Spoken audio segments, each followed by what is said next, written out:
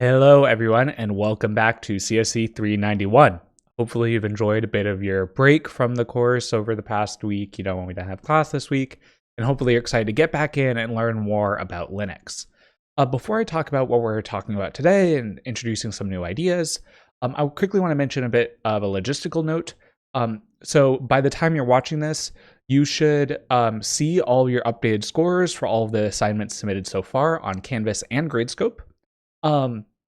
That can help you determine if you're reaching that 14-point requirement for the course, and will help you decide if you need to do the remaining assignments.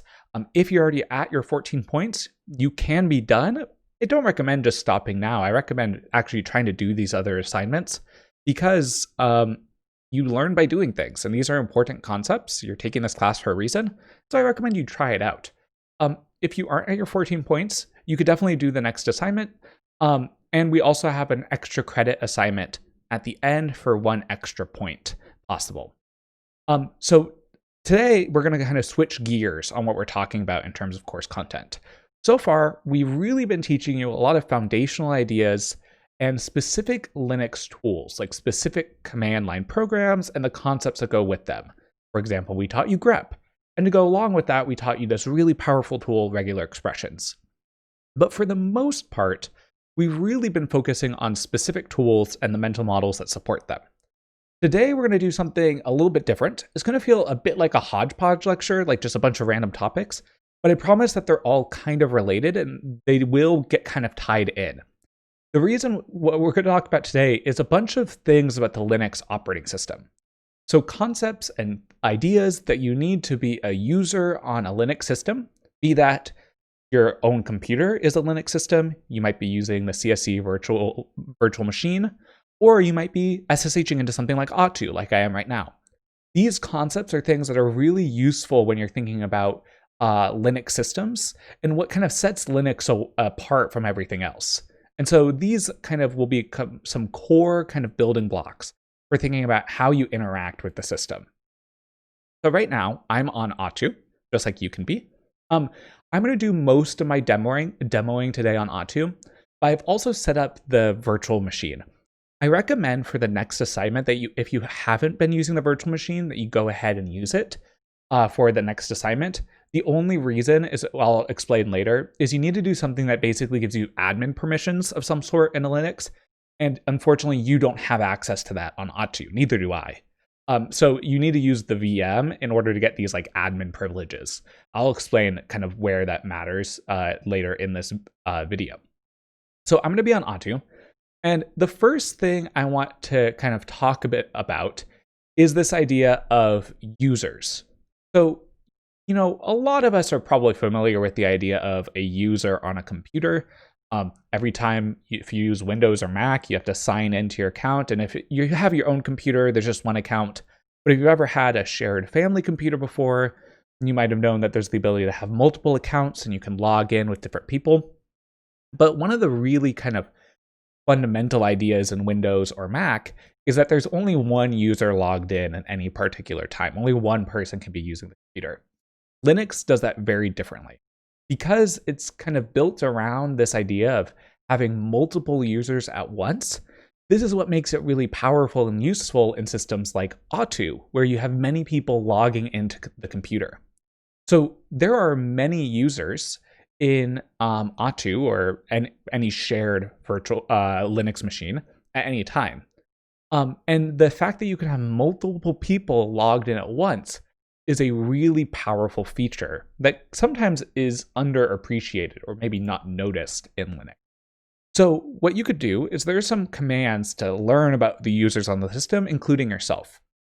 For example, if you type "who am I?", it tells you who you are. You can see my name on Auth2 is H. Schaefer. It should print out your name if you type that. Every user has a username, and that's the username they log in with. They also have kind of like an internal user ID. It's just a number representing that user. If you type ID, it shows you that my ID is 27101. There's a bunch of other stuff there. We'll talk about those later. Those are things that are called groups. We'll get there. But the user is a very important feature in Linux. Now, one thing that's powerful about this is that many users can be logged in to the same machine at once. So for example, if I type the users command, this shows me a list of all the people currently signed in to Atu. Now, notice there's not that many people on here right now. This is because there's actually many distinct Atu machines, Atu 1, Atu 2, all the way up to 7 or 8. I don't remember where we are right now. I'm on Atu 1, and Atu is actually doing some load balancing to make sure you get sent to kind of a less busy server so that we don't all get crowded together. And so you can see that there's 4 users logged into this machine at once. If this were a live lecture and you kind of SSH'd right now, and I type users again, you would see the updated list. So this gives you whoever's currently logged into Atu 1 because I'm on Atu. Now, if you want a little bit more information, there's a useful command called the pinky command. This gives you more information about all the logged in users, including their name, when they logged in, and stuff like this. Now, this might seem a bit weird that anyone can see that you're logged in, but there's this idea of sharing information of who is at least on the system. We'll talk more in a later video about permissions, about what you can and can't see about other users. But for the most part, everything's safe on Atu, right? Like all that people can find out is who is logged in. They can't find out like what's your password or what's your social security number or what's your private keys for SSH or any stuff like that. All of that stuff should be private. But it is useful to know who else is on this computer right now. And since we all kind of are using this resource together, at least providing their name and their user ID is something that most Linux systems do. So that's users. Each user has their own home directory. So when you went to your home directory, this little tilde symbol, if you type the pwd command to tell you where you are, you can see I'm in homes IWS H Schaefer. And in fact, if you just look above, you can see a directory for every person in CSE. This is true for any Linux system that's shared by multiple people. Usually it will have some home directory for each one. So I'm going to go back to my 391 directory called lecture 8. There we go. Okay, so that's users. That's kind of our first concept. The second important concept that won't seem super important right now, but will come up again when we talk about permissions, is this notion of a group. So when I typed in that ID feature, it printed out a bunch of other stuff. This is because I'm actually part of many groups on Atu. So if you type the groups command, this tells you all of the groups that you're part in. So part of the CSE support's job is every quarter is to update the Linux groups for the various courses. So I get added to all the courses I teach. The TAs get added to those as well. I'm also part of the instructors group and the faculty group and a bunch of others. I believe you should all be part of, I forget its name, but I think it's called like UW Student or something like that.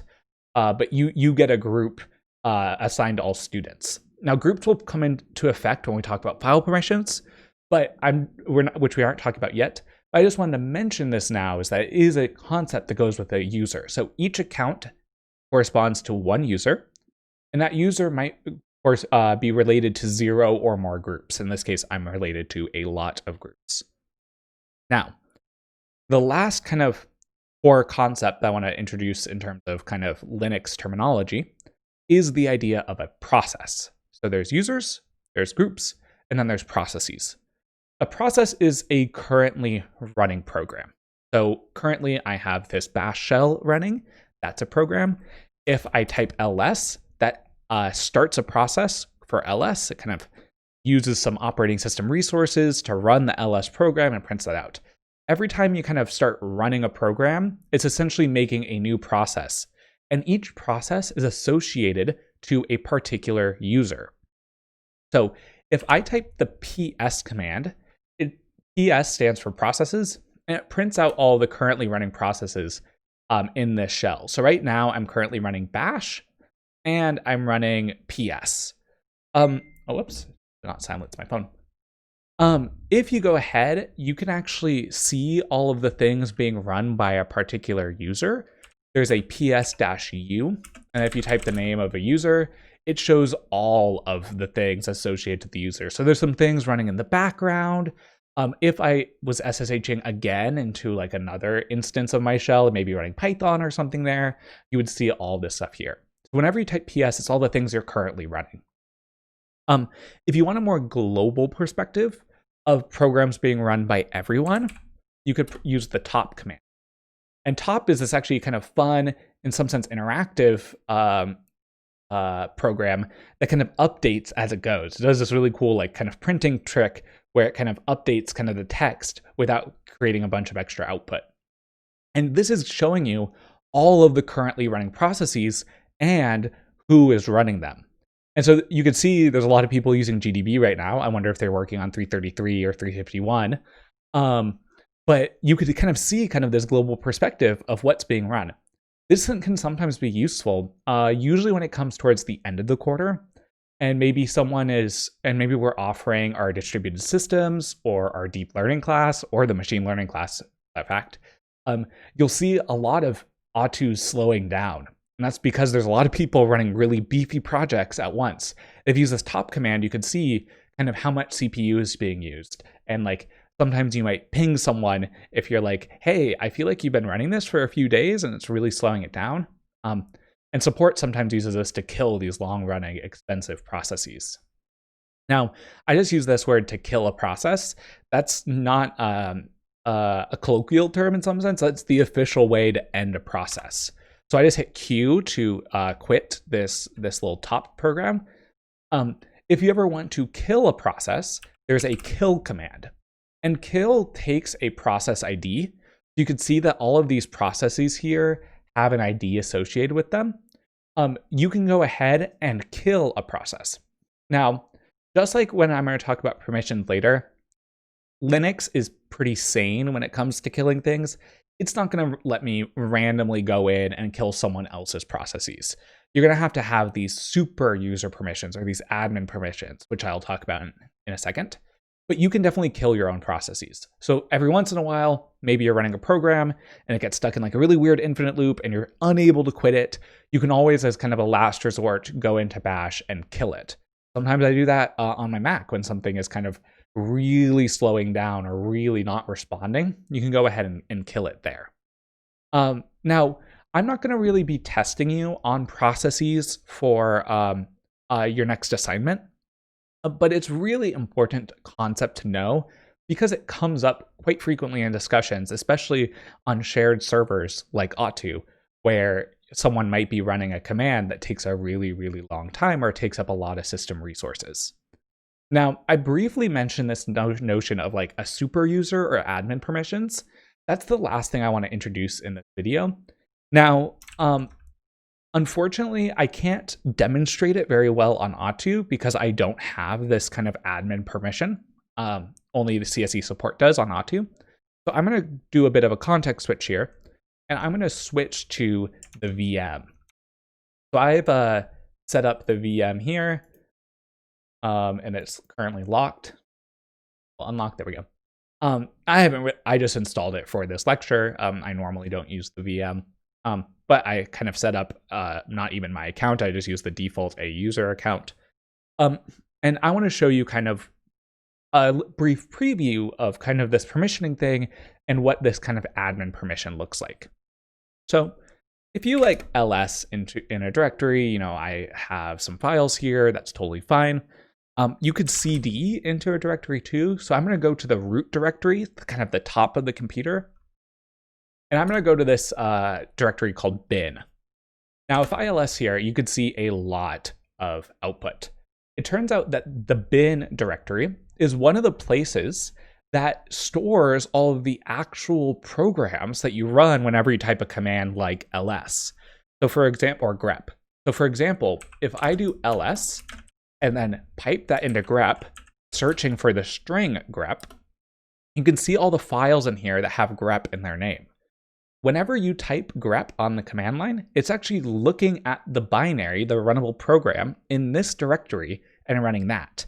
We'll talk a little bit more about how commands get run in a later video, but this directory is kind of storing all of the actual code for the commands. Now, it's not the code itself because these are all compiled versions of them, but this is the kind of thing that gets run whenever you type a command. So you might be wondering, well, what if I wanted to add my own command here? So maybe I wanted to make a file, and just for example, call it file.sh. I get an error, and it says, you cannot touch file.sh, permissions denied. So in a later video today, we'll talk about what permissions are, how we check them, and who is and who is not allowed to edit things. But in this video, I want to focus on the idea of kind of overriding things if you have admin permissions. So what you can do is you can always run a command as this particular user on any Linux system called the super user. And the super user is the one that has admin permissions. So if you want to run this touch file.sh in this directory as the super user, you use this kind of weird looking command at first called sudo, and then you type your command. And then it runs without error. And then if I grep ls and then grep for file.sh, you can see that it's there. Sudo stands for super user do, sudo for short. And you're telling the Linux system to run this command touch file.sh as this super user, as this admin. And as the admin, you basically get to ignore all the rules.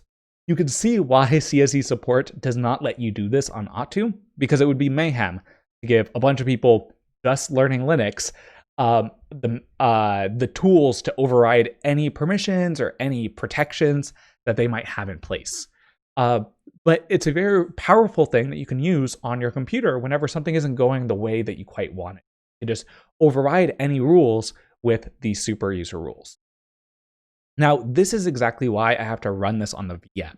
Is in order to use the super user, I need a Linux system that I have admin permissions for. In this case, the CSE VM is the only one I have access to that has these kind of super user permissions, because Atu does not, or at least we don't have access to them on Atu. CSE support does. Now, just as a reminder, something that can sometimes throw you off is that that sudo command only runs that one command as the super user. So if I try to remove this file, I can't, because it's kind of in this directory that only super users can access. So I have to remember to always sudo this file, all the commands in the places that I need to. Now, you might be wondering, oh, could I just run everything as sudo? You could, but it gets a little scary because you have to trust the command you're running. So if you sometimes install something using sudo, it gives that program kind of unlimited access if you're running it as the super user to your system. And that's something you may or may not do depending on how legit the program that you're running might seem. So that's kind of all I want to introduce in this video. In the next video, I want to talk a little bit about user profiles and some kind of fun customizations you can do in Bash. So I'll go back to Atu for that. And then in our third video, we'll introduce this idea of permissions and talk about kind of how this permissions model works in Linux.